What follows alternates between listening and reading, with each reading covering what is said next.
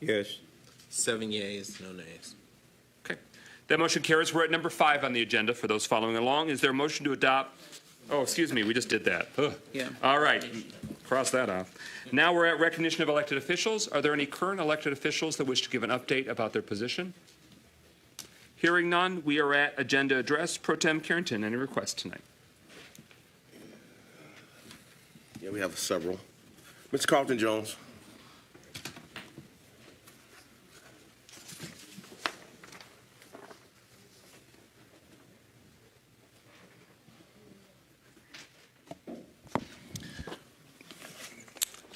Order in the chambers. Okay. Yeah, I too was very interested in hearing the finalization of the ARPA funding.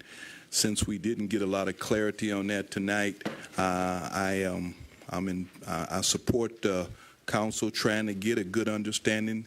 It seems a little confusing as far as I hadn't did a lot of checking as how the verification of that December 31st date.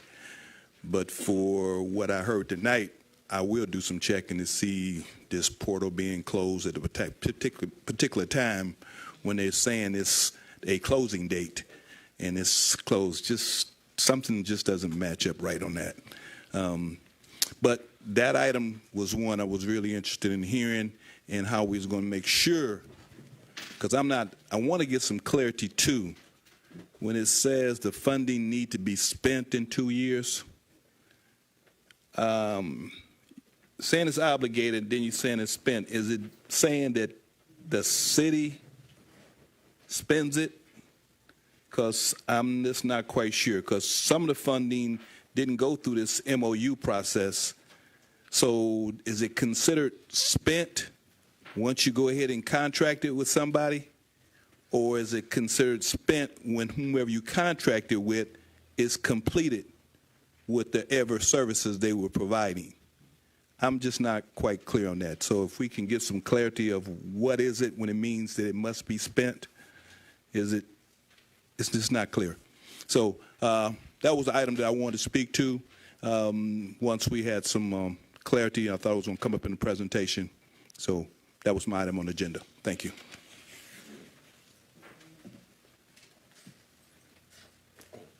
I'm sorry. Mr. Kermit Williams.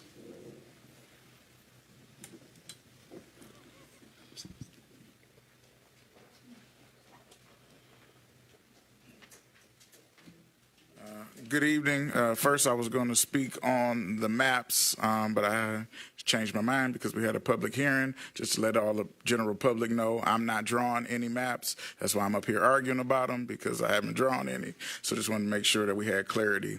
But on a more serious note, I'm concerned about Ernest Young not showing up for a crucial ARPA feedback loop along with it. And President McGinnis, you said that you spoke with the Congresswoman. I spoke with her earlier this month, and she was talking about the deadline would not be extended.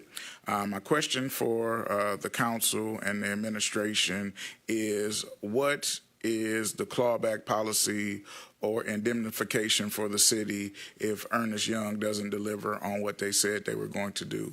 I know they're the experts, and we've kind of outsourced this particular project to them. What happens in the event that some of these dollars are not actually allocated or obligated by the time that they need to be there? What if these MOUs do not suffice for that particular provision? Is there anything in the Ernest Young contract that is going to make the city whole for any portion of this $14.7 million that is not there? I understand that the council is trying to work in good faith to get that through the finish line, but for them not to show up or to send a representative tonight with a PowerPoint is absolutely not only disrespectful, but disheartening for the taxpayers of the city of Pontiac. As you mentioned, President McGinnis, on the other note, that there are things in the general fund, but that doesn't mean that the books have been balanced or rectified.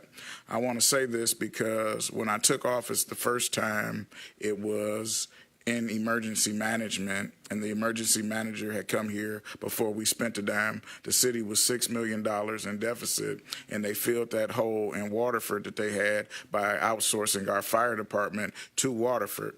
That law through all the does things that they've conclude done your in Langbuck. That's my time? Oh, thank you. All right, good evening. Dr. Didra Waterman.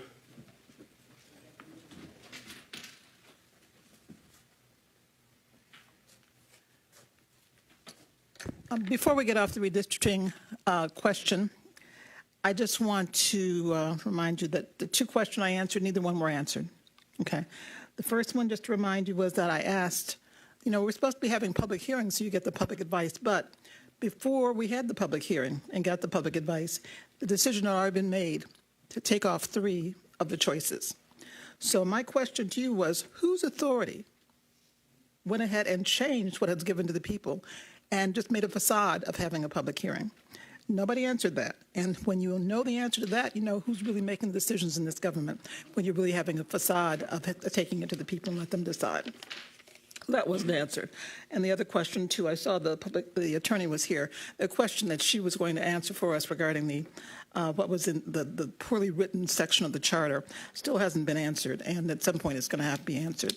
And you're crushing us into this time frame, as you say, but the election was in August. So that shows that's the competence of setting an agenda in an administration when you're waiting till the deadline, for us to make a decision and say, oh, we don't have enough time. Well, that's the problem. All right, but I really wanted to talk about the ARPA money because 3 years of handling this, and you finally got to the finish line here. And in the 3 years, some of us came and said, hey, look, we saw how you wanted to spend it, but we wanted to add some things to it. And in that 3 years, we didn't have some success. One of the things was you added back the chore program. You added more money to the home repair. It would have been a lot more money if you hadn't put that $10 million in the general fund. You could have had 400 more homes. And also the small business grants. You increased that from 1.2 to another to 2 million. And it looks like there's another $400,000 is wandering around. So, but we'll keep our eye on the money. Okay. Ms. Linda Watson. Renee Beckley.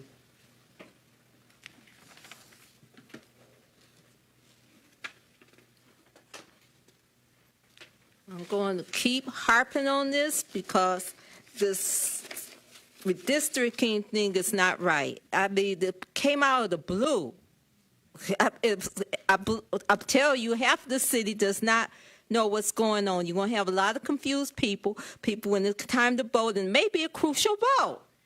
And you're going to have a confused election because people in Pontiac, they'll take that card, Mr. Dole said, oh, okay, I got this. And some people forget, they're busy, they don't keep up. They don't know what's going on in the city. Half the city doesn't even know any of your names. I don't care if it's Melanie. I know she's been in the paper singing and stuff, but you ask them who's your council person, they don't know and don't care, but a lot of people. I used to be like that, but, when they started doing crazy stuff in my Texas, and that's back in the Baltimore days, so we'll talk about that another time.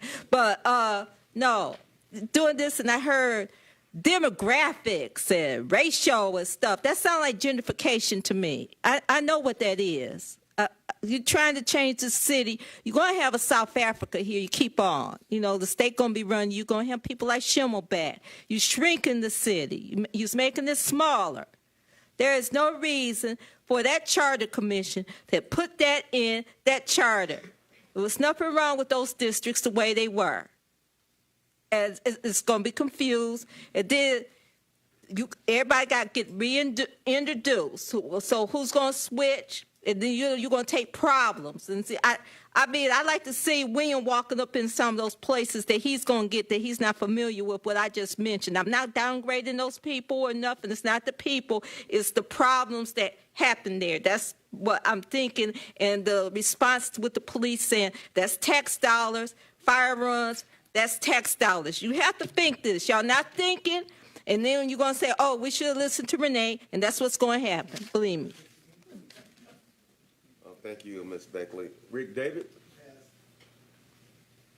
Tamika Ramsey?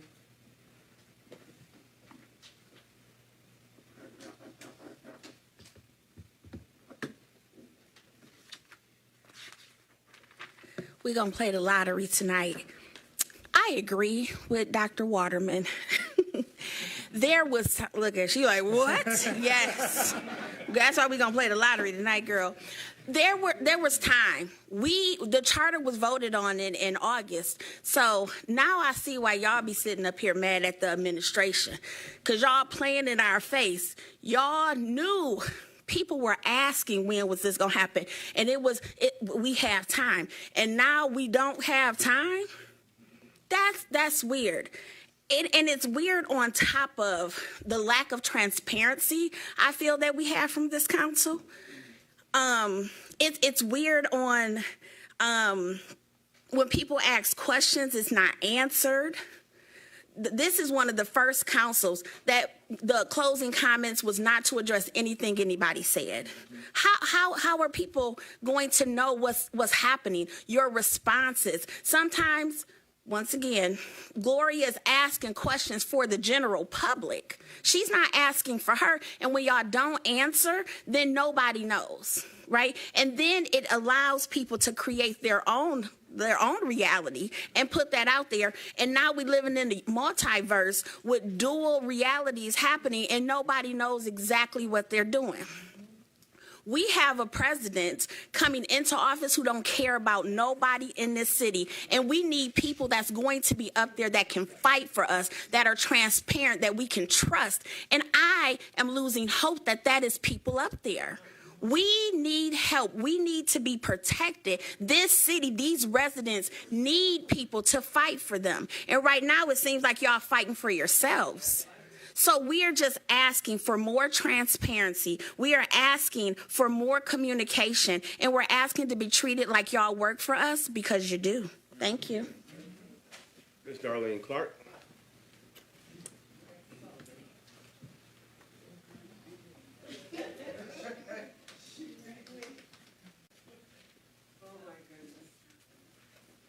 You know, oh my goodness, I can't top that, Ms. Rams. You did a good job.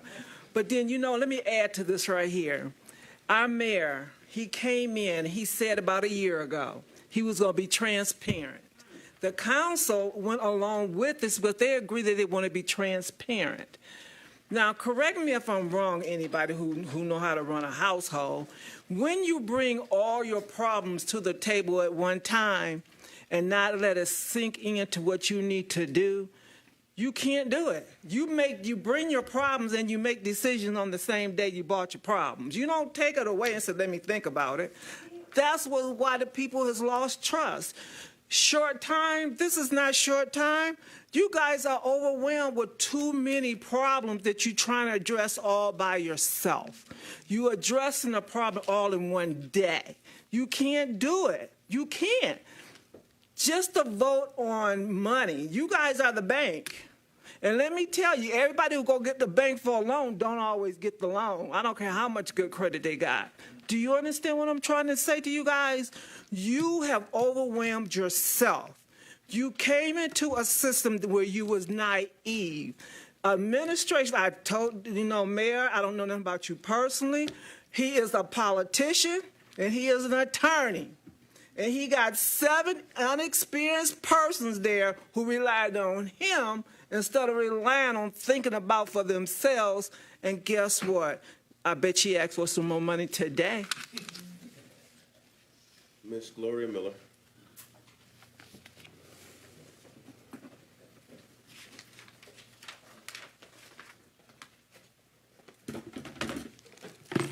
Shamika's gone, but she's right on cue. I keep telling people I don't come down here for me. I could be at home watching TV. But I care about them. See, everybody's not meant to be a leader, first of all. Some people follow. I learned a long time ago I'm a leader. But I can follow you if you making sense. But if you're dumb and crazy, I'm gone. Okay? I'll follow you if you going to do the right thing. I'm with you. I'll stay with you to the end. I'll die with you. But if you're going wrong, glory gone. Because I believe in karma. What you do to people, you're going to get back. If you take from the people, you may think you're taking from them, but karma, baby. You got to be careful what you do. Now, with her saying that, I want to mention about the ARP money. Tamika mentioned it, but she got it before I got there. We got a new president coming in. And see, what you guys did, now you got the police contract coming, And we don't know what this new president going to do, whether you voted for him or not. It doesn't matter. He's here. And that's why you got to take care of business. Now, Tamika was right. You had that ever since August. You are the legislative, that's the administration. Kumbaya is out when I'm sitting up there with anybody because you're working for the constituents. See, the constituents depends on each council person to relate to them. See, I walk the street. That's why my legs and feet bad. When something come out of my district, I walk the street, knocked on the doors for the people. You got to go to them. You got to meet them where they are. You do that, babe. Great job. You got to meet them where they are. That's why they don't know anything about this stuff. Now, I'm going to say, with this new president coming, you know what? We may not get none of this money. You may not get none of this money. Wouldn't it be a tragedy that we left that 30.7 Mayor Waterman that we didn't want to give to you as well, but he did the same thing. That's why I said people are losing trust in their representative because nobody want to tell the truth and just tell the truth. And this is what I'm afraid of. We're not going to get any of that ARPA money because a new administration is coming to town, and you don't know what they're capable of doing. Thank you, Ms. Miller. That concludes agenda address. President Gibbons. Mr. President, could I take a point of personal privilege to acknowledge a family member in the audience? Yes, sir. Yes. I just want to acknowledge that my brother, Hans, is here with us. He lives in Japan, but he came to town a few days ago for the holidays. So thank you, Hans, for sitting in. It's great to have you here. So it wasn't the public hearing on redistricting that brought you across the Pacific Ocean. Okay, understood. There was some misunderstanding. I thought they said they were handing out free Christmas cookies. Welcome and season's greetings to you, Mr. Greimel. All right, we're at number 6 on the agenda. Is there a motion to adopt the resolution approving the Oakland County Sheriff Department renewal agreement for 3 years? Moved by Councilman Rutherford and was seconded by Councilman Park.